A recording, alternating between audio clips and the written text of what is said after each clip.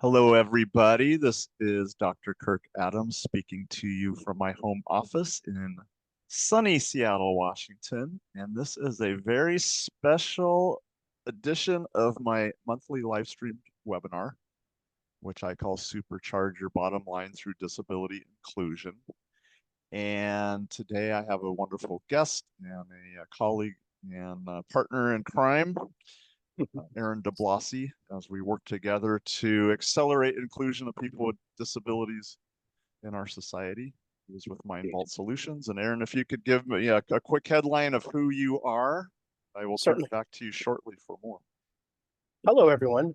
My name is Aaron Blasi. I am the Senior Project Management Professional for a digital marketing firm out of Cleveland, Ohio, by the name of Mind Vault Solutions Limited.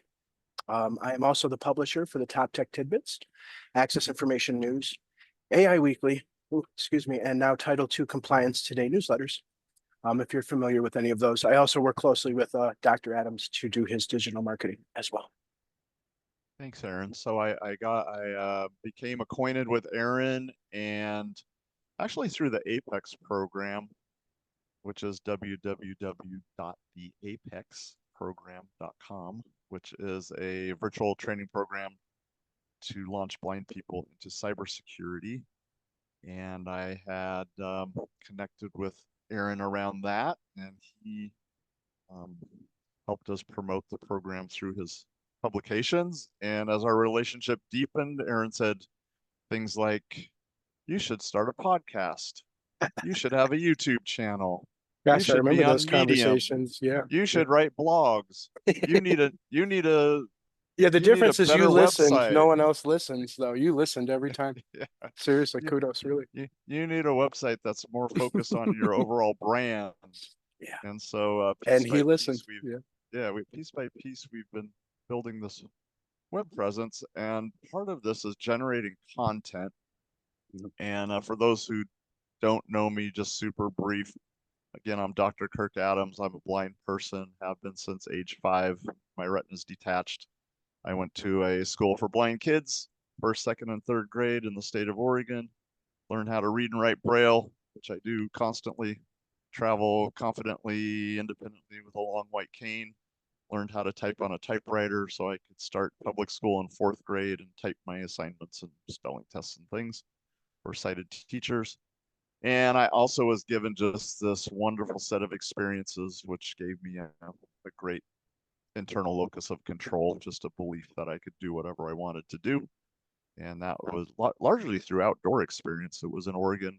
We backpacked and camped in the Three Sisters Wilderness area. We went up on Mount Hood and built big snow forts out of huge snowballs. We went to the Oregon coast and the tide pools. And so I just had that sense of how to love my body as a little blind kid, and was given some great gifts there at that school.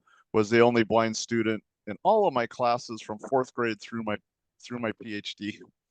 So also had experiences as a academically high achieving young college student blind, having the challenges of trying to find employment. So I've had those frustrating experiences as a blind job seeker. I've also had the privilege of employing many hundreds of blind people as the president CEO of the Seattle Lighthouse for the Blind and American Foundation for the Blind. So employment is my jam, It and is indeed.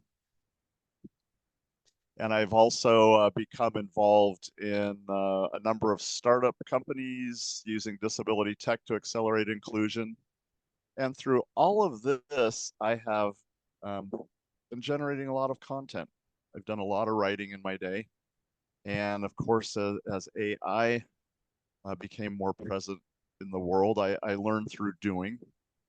So I wanted to try to use AI whenever I could, ask questions. I started to try to use it to assist in some writing. And then I discovered that Aaron had done a lot more with that than I had a lot more skill and insight than I had. And, we've generated some content together where I've given him some bare bones and some thoughts and some notes. And he's We'll come show back some and examples of that today. yeah, We're going to and use your he's come back CSUN and article said, if that's okay. yeah, he's come back and said, what do you think of this? And he readily says, I used AI as a tool to enhance what you sent me. So we thought that blind people in particular could really be using AI to generate content more effectively and efficiently in order for us to all move our personal missions forward. So we thought we would share some knowledge today. Definitely. And Aaron proposed we do a workshop, and I proposed we do it during my my regularly scheduled monthly live stream webinar time. So here we are. Thank you Nothing does it everyone like for live. joining So us. Yeah, and thanks everyone who's here live, and thank you yes, thank you. for all of you out there in the future who are viewing the recording. So Aaron, I'm going to hand you the talking stick, and I'm here to learn from you. So I will probably pop in with questions from time to I time, hope so. and Yeah, I I have some know for you you as well. will, and I Yep. know you will allow time for questions Oh, for sure. from Yeah, our audience. Very good. definitely. All right, everyone. Well, just to top this off, I guess we'll start with the title, Blind and Low Vision Workshop. How to generate professional, high quality, high ranking, accurate, long form copy, sorry for all that, for your personal or business brand using the premium versions of foundational AI models. The reason we included all of those words is because it's very specific to the type of copy that we're going to be talking about today. It's very easy. Let's just start with this analogy to open up ChatGPT and say, write me a blog post about ... And it will. Okay. But unfortunately, the internet is filled with that kind of, I don't want to say garbage. A lot of people call it garbage, but it unfortunately in SEO terms is garbage because it doesn't rank well. It doesn't do much for your brand. And it certainly doesn't do much for other people in the marketing field that read it and see that it was just simply generated with one prompt. So what people want to know is they want to know, how do I get it to not only sound human? I mean, that is kind of the number one concern, I think, is that they want it to sound human, which we cover that. That's no problem. But more than anything, they want the context there that the model might not have. And today we're going to go over how to give the model all of the context that it needs and all of the timing that it needs to basically perform as though AI were 5 years from now. It's a pretty cool workaround. So we're going to start with an example. Recently, Dr. Adams attended CSUN. And while he was at CSUN, he sent me daily summaries using Siri. He just simply transcribed them and sent them to me via text. I collected these texts into a document, which was basically kind of him writing the article, but it was not in article form. It was just his thoughts on what had happened, people that he had met. This is correct. These were notes on the fly that I just dictated as a text. Right, exactly. So, And then we just aggregated those. Yeah. Choppy, non-sequential. Thank you. Exactly. That's what I want notes. to point out. Yeah, this is not him writing, an article, but by any sense, just kind of reporting what he had discovered. Okay, so now we take that and we're going to make that a piece of what we're going to go over today. Okay. Just to lay the groundwork for anyone who cannot see, we're going to have 10 steps that we're going to go over, and then we're going to have 10 preliminary things that we're going to describe. So there are 10 preliminaries and then 10 steps to the process. A lot of people start the process at write me a blog post about. Our number 10 step is going to be write me a blog post about. So we're going to talk about what those other 9 steps actually are. Okay, but before we do that, we're going to open up with just a couple of things. Software tools that we're going to use in this course. I'll be using Google Chrome, which is just a web browser.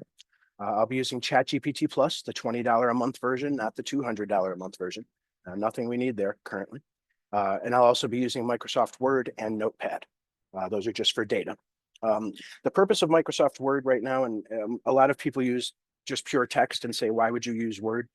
Because we have belief that in the future, in the very near future, LLMs will be able to not only parse the text in the Word document, but the hyperlinks attached to the text in the Word document. And that could make for some very serious contextual advantages in the future. So I would recommend you use Microsoft Word where you can to store your quote unquote databases, because they will have links attached to them that would be lost if you were to use text.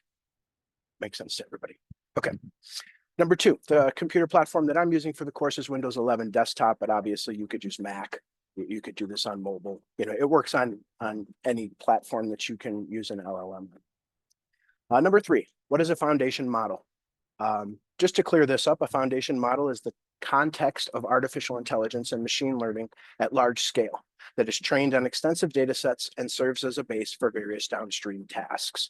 Think ChatGPT, basically. Think Gemini, think Claude. These are major foundational models. They are closed. They're not open source. We'll get into that later. That's not really important right now. But these are the frontier models. These are the models that are currently behaving the best. They are giving us the highest quality.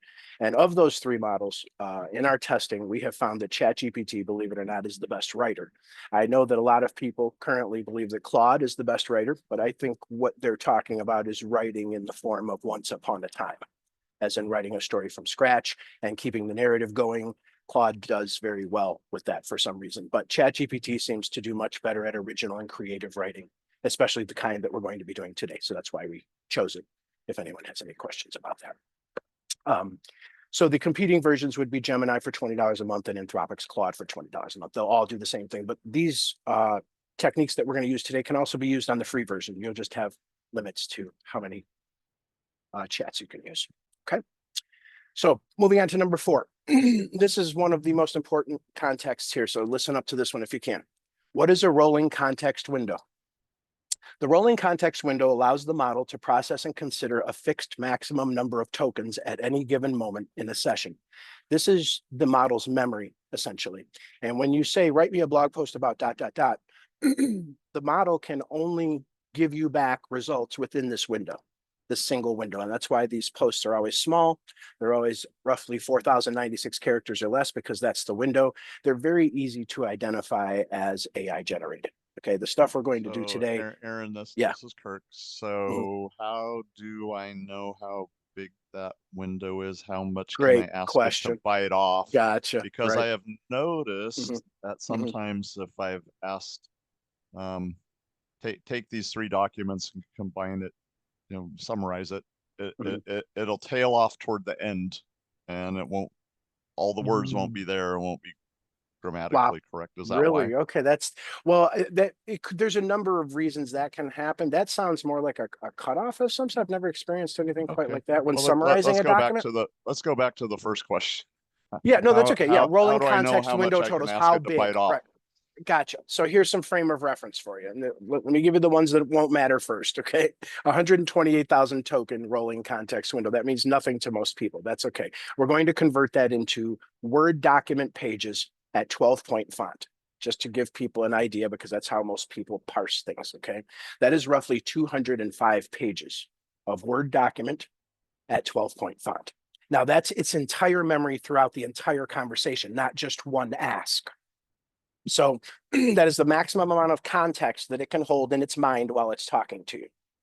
The vast majority of people only use about 1% of this memory. But today we're going to use almost 100%, if that makes sense. Any questions from you? No, that okay. That I can relate to. Okay, Claude and Gemini have different rolling context windows. They're larger. Okay, and this can really benefit you if you are trying to put something together that has very large context. And we'll explain what that means once we get into the 10 steps. But just for informational purposes, Anthropic Claude is 200,000 token rolling context window, which is roughly 320 pages in a Word document for frame of reference. Now, Google Gemini, which is one of our favorite for research, is a 1.5 million token rolling context window, which is roughly 2,400 pages of a Word document in a single conversation. That's why we tend to use it for very large research projects, because of its large context window, if that makes sense. But ChatGPT gives better quality at its much smaller context window. The larger the context window gets, the harder it becomes for the model to remember all of the context. So the looser the answers become. Okay. So moving on to number 6, what is a single chat context window? Now this is the limit. This is what everyone cannot get around. The single chat context window refers to the span of tokens that a language model can process in a single chat interaction, encompassing both the input tokens, which includes your prompt or query, and the output tokens, the model's response. It defines the amount of information the model can, quote, remember or consider at any given moment in a conversation. This amount is 4,096 tokens, comes out to about 6 pages in a Word document. So anytime you speak to ChatGPT, you only have roughly 6 pages in and out, what it's going to say to you and what you're going to say to it. So essentially you have 3 pages because its response is generally 50% of the token output. So anything more than 3 pages in a single conversation, and it's going to truncate. It's going to give you issues, which may be one of the things that you described earlier when you uploaded a bunch of documents. I think Yeah, we're going to right. get to how you can get around that, though, with large documents. I'll show you a different way that you can do it. Okay, so number 8, we're getting close to the end here. Why the limit? The 4,096 token limit that is returned in a single response, and this is across models, ChatGPT, Gemini, and Claude, is likely to be capped at this value for practical reasons, such as computational efficiency, user interface usability, and avoiding overly large outputs that are hard to handle in one go. In short, this limit is not necessary, but it's currently here just to keep people in check, so to speak. So that is a limit that we are going to get around today, and we're going to teach people how to create entire documents that are cohesive, that are far more than 4,096 tokens, which is all that it can return at one chat, if that makes sense. And we'll show you how to get around that. Okay, number 9, research tool examples for aggregating and assembling the data corpus for each subject. We're going to talk about this, but there's some tools that we're going to use to assemble data because we're not going to trust the data that the LLM has. We're going to provide it with all of the data ahead of time. And the tools that we use to gather that data is obviously Google search. We do Google search. Perplexity has really come a long way. Notebook LM, ChatGPT itself, we will ask to generate reports, especially with deep research now. And also we use Google 1.5. Well, it's 2.0 now, Pro with deep research. We use that as well. And we use these tools basically to generate current informational reports on our subjects or author before we go ahead and create the actual article. All that makes sense? Yep, following so far. Okay, great. Number 10. This we will cover later, but it's called the PARE method. I just want to put this in everyone's brain. PARE, P-A-R-E, stands for prime, augment, refresh, evaluate. But all you have to remember is prime. Prime is going to be the most important piece of this framework that we're going to use. You also don't have to worry about remembering any of this because all of it's in a document that we will provide you after the course. So all you have to do is listen. Okay, and this moves us on to the actual process for creating an article. And as we do this article, we're going to take the example of Dr. Adams' recent visit at CSUN, and we're going to identify the subjects and the authors. So we are ready to get started on the actual process. Do you have any questions before we do, Dr. Adams? I want to see how you spun my straw into gold. I'm ready. All right, well, here's how we did it. Okay. Step number 1 of 10, identify the author of the final article that you want to create. This is kind of obvious. In this case, the author is Dr. Kirk Adams. Why is that important? Because we have to build a corpus of that author, preferably with text that that author has written themselves. This is not a requirement. You can build an AI persona for someone who has not written their own text. But since Dr. Adams has a beautiful dissertation in place and plenty of text that he has written by himself long before AI came along, we aggregate all of that data and we sample from it in order to pull a statistical analysis of the way that Dr. Adams writes specifically. And ChatGPT does this really well. And it's a really great workaround. But you identify your author first, and then you put together a corpus about that author, as much information as you have. If it's only a single page Word document, that's all you know about them, then you start with that. But for Dr. Adams, for instance, we have his dissertation. We have probably 300 or 400 pages, on him. I would say probably 200 of which he has written himself. So it's a very good statistical sampling for each article. So I strongly recommend that. You don't need it, but it's something that you want to build over time. And as you generate articles for that author, you want to re-add those articles on the back end back to that author's corpus for future generations. That makes sense. Okay, so that's step 1. We identify the author and we prepare a corpus of that author. Okay, and we set that aside. Step 2. We aggregate, assemble, and verify the data corpus for the author. We just said that. Step 3, identify the number of subjects that your final article will require. Now, in this case, this is something that you kind of have to do as a human being. You have to go in and see what, who did Dr. Adams talk about? What are the subjects? So let's pull the subjects out of CSUN. There's CSUN itself. We need to tell the LLM all about CSUN. So we have a database for all about CSUN here at the Vault, and we drop that in. He mentioned 3 players at CSUN, a werewolf guild here, case for vision, and top tech tidbits. So we need to let the LLM know about all three of those subjects as well. So we prepare a data corpus for a werewolf gear, we prepare a data corpus for case for vision, and we prepare a data corpus for top tech tidbits, and we drop those in along with the author and CSUN data corpuses. We're almost done. He also mentioned that there was uncertainty from disability organizations. Now, this is more an ideal than an actual thing, but it is still something that we can research and give the LLM knowledge about, current knowledge about. So for this, we went to Gemini Pro Deep Research and asked it, as of today, to give us the most current research on the current state of uncertainty from disability organizations around the current political climate, DEI, et cetera. And it generated a beautiful report on the current state of what's going on.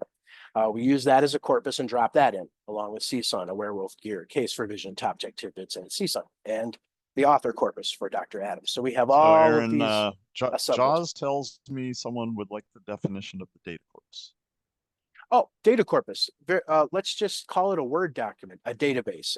It used to be SQL. It used to be a data corpus. Today, it's just a Word document with data in it. I'm sorry for the extreme word, but it is still a data corpus.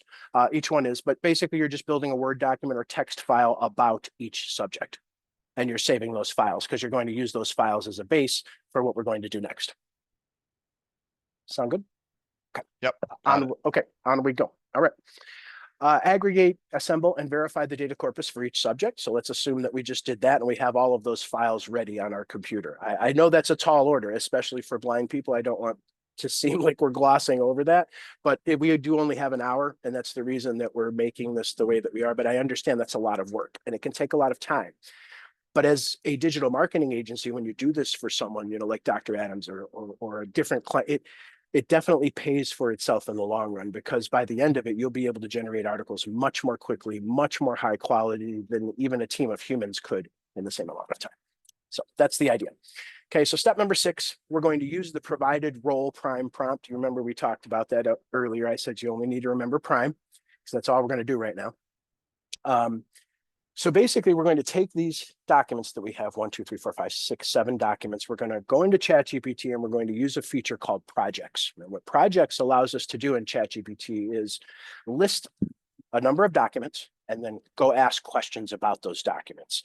You can get around this by providing the documents directly in the chat as you speak, but you will be limited by the context window that we talked about earlier. You'll run into the issue that Dr. Adams described where it will be cut off. If you use projects, it uses a different technology called RAG, retrieval augmented generation. We won't get into what that is, but it does not have a limit is the point.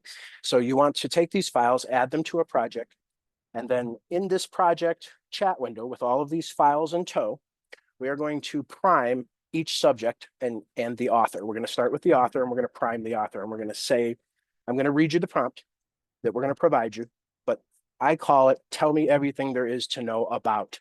That's what I call it.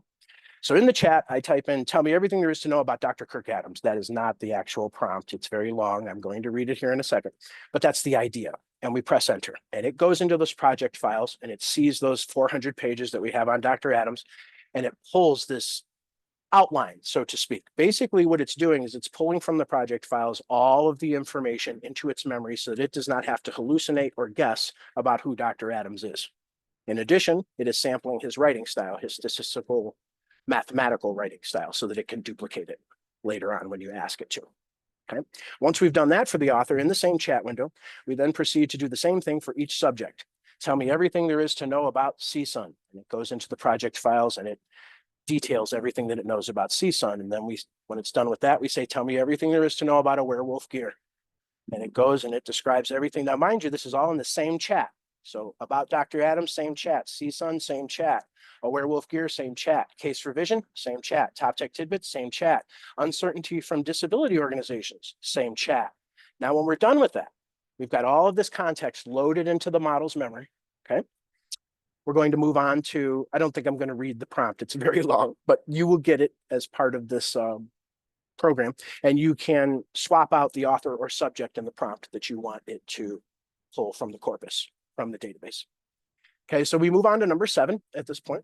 Once role prime context has been delivered into the chat for the author and each subject and refined by pair as needed, we'll get to that later because you can refine each subject and author if there's a specific thing that they want to say. For instance, Dr. Adams provided a bunch of detail on CSUN, but I didn't decide to use it at this point. We'll use it later. I'll show you where that comes in at. Here we are, step 7. Ask ChatGPT to provide you with 5 possible article title examples from author about the final topic that you wish for author to write about. Select one of these 5 titles for the final article or some combination thereof. This is a wonderful time with all of the context present in the chat to ask ChatGPT for 5 possible article titles that author would write about said subject, considering all of the context that it knows about author. So and it knows Aaron, Yeah. does the choice of the title flavor the article? Does it influence what Yes, it does. Everything article's going to flavors be like? everything because it is statistical analysis between words. So even changing the single case of a letter will affect the output. So yes, it does, definitely. And the titles that it suggests are definitely in consideration of who you are, what you've written. It's interesting. It really takes into account everything that you've written before as well, which is why we do it at this point in the chat, because it now knows everything about you. That makes sense.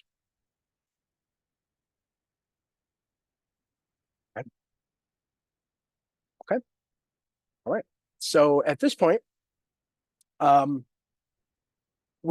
it gives us back 5 titles. We choose one of those titles, okay, or some combination. Usually I like a combination of 2 of the titles. It usually does a good job on like the first and the third one.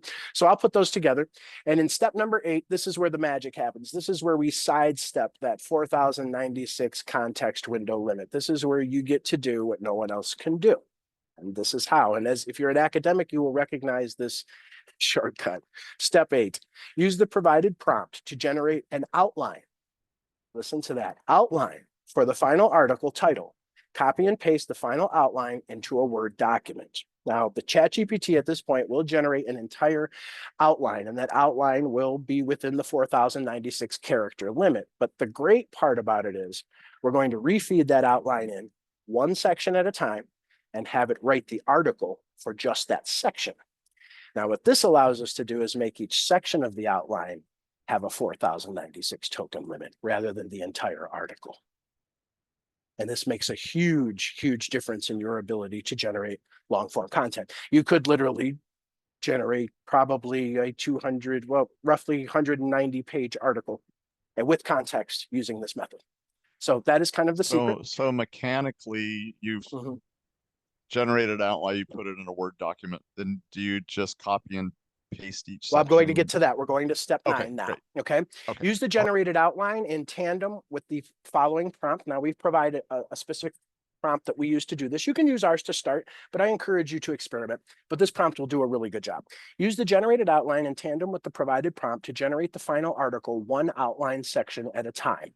Do not provide more than one outline section at a time. Do not provide any additional chat or context in between providing each outline section for generation. Copy each final article section as it is generated and paste it into a separate Word document. This gives you the final article from ChatGPT, okay? It is at this point that a human being needs to edit that article, review that article. Hallucinations still happen. This is still an LLM. You want to make sure it didn't, say that Dr. Kirk Adams used to be president of the United States, or, it can do things like that. So you want to check through it. We've never had any hallucinations ourselves, but we have to recommend that you look through it and make sure that there are none. This is generally where we provide it to the client. Dr. Adams will sign off on it or make any small edits that he wants or likes, which are generally few. And then that article goes into what we call production, gets turned into HTML, SEO is done on it, keywords are pulled, etc., and we begin publication. One thing that pops up sometimes is when referring to blind people as a group, it might say them, and I will change it to us. Indicate that I am also a blind person and part of the community. So that that's one that I've seen more than once, but they are very minor. I haven't seen anything factual that right. you've Nor have generated I. for me that But needed to be again, I changed. think the way that you get those hallucinations is lack of context. So here we're providing a ton of context. So the hallucinations drop to 0.000%. It's negligible. So that's kind of the beauty of the process. And that's what we use here. That's what we use for you. That's what we use for probably 20 other clients across the world. They're very happy with it. Just know that this may not last long. LLMs are changing, and the way that this works may change in the future as well. And just to speak specifically to blind persons, I know how difficult this must be. And if you have any thoughts on how to copy and paste large amounts of text back and forth between documents, I know that there's anchors and all types of other workarounds that we can use. I would love to put something together, an article in the future that helps blind marketing professionals specifically to implement this workflow. So if you have any ideas, please reach out to me or Dr. Adams and let us know. A question or two. Certainly. I also talked about a couple other things in the text I sent you. I talked about AI and how many of the presentations touched upon AI. There was a lot of excitement about AI and accessibility that there's some talk with universal design and incorporating AI into universal design, that add-on assistive technology may not be needed in the future. There's some excitement around that. There was also concern about the bias that is represented by AI, because AI is made up of data points, and people with disabilities use technology less than people without disabilities. So our data of our lived experiences is underrepresented. So you get some things. Jenny LeFleury, Chief Accessibility Officer at Microsoft, gave a presentation. They are now they have a partnership with Be My Eyes. They're now receiving data through the Be My AI usage that they're anonymizing and aggregating. But she put up an example of people saying to AI, I'm blind and I need to do this, and this, and the AI saying, I'm sorry to hear you're blind. Thing that was an example. So there is concern about bias and how as AI evolves, can we as people with disabilities be proactive in addressing that. And so any comments you might have on that? Just AI in general, what you're seeing. You're saying you're working with 20 clients using the type of generative process you just talked about. I'd just love your personal take on the state of the union as far as AI and disability and accessibility and inclusion go. Certainly. I think the big conversation right now that everyone is having is the effect that AI will have on accessibility. There's the will AI eat accessibility conversation. And I think there's a lot of nuance to that conversation. I think the one missing element in that conversation is timing, because we say, will AI eat accessibility? I mean, 30 years from now?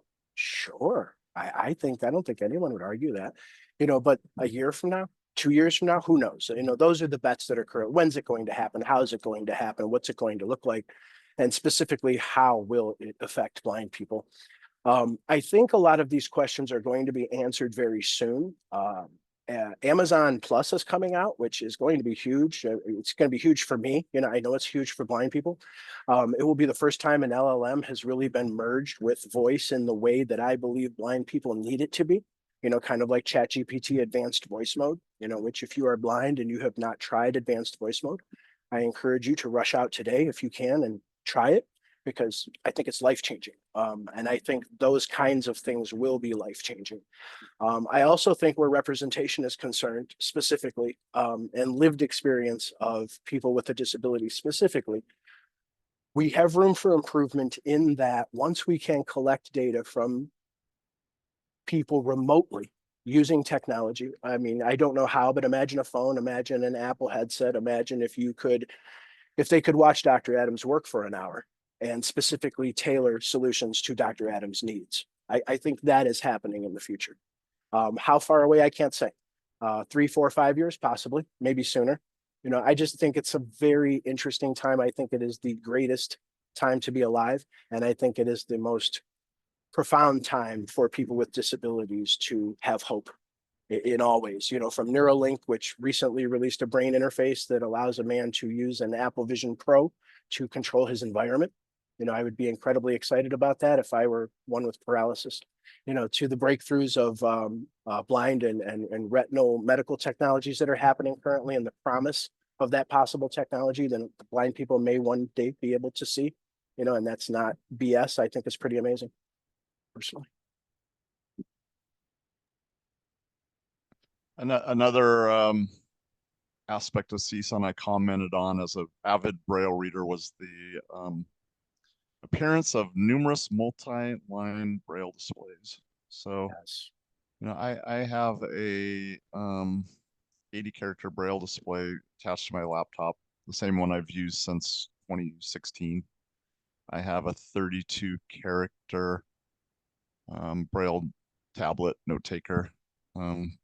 Basically the same technology I saw when I had my first Versa Braille from Telesensory Incorporated in the early 90s, where the data was stored on a cassette tape. The You still Braille have it? display is essentially unchanged. So it's there's 8-dot Braille cells, and there are mechanical pins that are driven up and down mechanically, and they fail. They get dirty, they stop working. So these multi-line Braille displays, you know, there were 4 companies there. The premise is you could be more efficient and effective if you could you know, a 32 character Braille display. I'm looking at one on my lap right now. 1, 2, 3, 4, 5, 6, 7 words on a line. So and then I have to toggle to the next line. So the premise would be you could be more efficient and effective, especially with computer Braille and mathematical Braille, long equations that would occupy more lines. And then the other exciting piece is graphics. You know, as a blind kid trying to learn what's a parabola. Yeah. Exactly. And then you know, there was one cool one where they, you know, there was a Braille tablet with 100 characters, and they put up a, you know, illustration of a bicycle, which was cool. I mean, I could tell, you know, two wheels, seat, handlebars. It was fun. But they're incredibly expensive. Right. They're incredibly expensive. Yeah. You know, 6,000 to Yes. $20,000+. So my contention was we need another tactile reading system that doesn't rely on these mechanical pins. And some people listening may remember the Opticon, which I was shown as a 2nd or 3rd grader in the late 60s. And you put your fingers on a little pad, and there were little pins that vibrated. They didn't raise up and down. They vibrated, and they actually replicated print letters. So you would scan a print document, and then you would feel the print. And some people I know some people love the Opticon. Yeah, we have people on the list that recently asked about someone that could fix an Opticon, and we were trading back and forth. So they're still alive. Nice black there's a nice black market on Opticon. But I had invited a gentleman, Rafiki Kai, who's a visiting scholar in AI at University of San Francisco Computer Science Department. And I was showing him many of these Braille displays and talking about the expense. And I got a text from him yesterday saying he's talked to people in the mechanical engineering department at University of San Francisco who are using AI to solve mechanical engineering problems. And he wants to get on a call to see if they can take on developing a new refreshable Braille technology as a project. So a lot of things come out of CSUN. And I digress a little bit just to say you talked about the 7 subjects, but there were other things in the article as well. The discussion of AI, the discussion of the Braille displays. And for those who haven't read the article, you can find it in Top Tech Tidbits. But I think, Aaron, if you have any other thoughts that you think are important to share, also, how can people get in touch with you? And I'll let people know how they can get in touch with me, and then we'll open up to see if anyone has any questions. Certainly. I think the easiest way that everyone's used to getting in touch with me is just publisher@toptechtidbits.com. I have many email addresses. They all work. You can reach me at all of them, but that's usually the one that most people use. I just basically wanted to answer as many, I'm sorry, yeah, as many questions as I could today. This workshop was the culmination of questions that I have been asked for about the last 2 months, from people. So I hope they get a lot of value out of this. We will have this recording posted tomorrow, along with the Word document, which contains all of the prompts that I did not read to you today, and everything else that you need to complete the process yourself. And if you have any questions, I might be able to convince Dr. Adams to get back on here with me and answer some questions in the future. Yeah, absolutely. Happy to do part 2. Sounds And good. we'll probably need to in about 3 months. Just to answer questions. Yeah. Things- Yeah. things It'll change. Yeah, again. for sure. Right. And to get in touch with me, it's Kirk Adams at drkirkadams.com. So Kirk Adams at drkirkadams.com or LinkedIn. And any questions from those of us who are with us live today? And if you're viewing this as an archived recording, please email Aaron and/or I, and we'll be happy to engage in dialogue. Okay, hearing none, I am going to thank you, Aaron, for a very succinct, well-organized description of the process you use. I appreciate And the I am opportunity. hoping that it will prove of great value to those who I think it will. view the webinar. And looking forward to our next conversation. Indeed. Dr. Adams, thanks for all you do. Absolutely. Talk soon, my friend.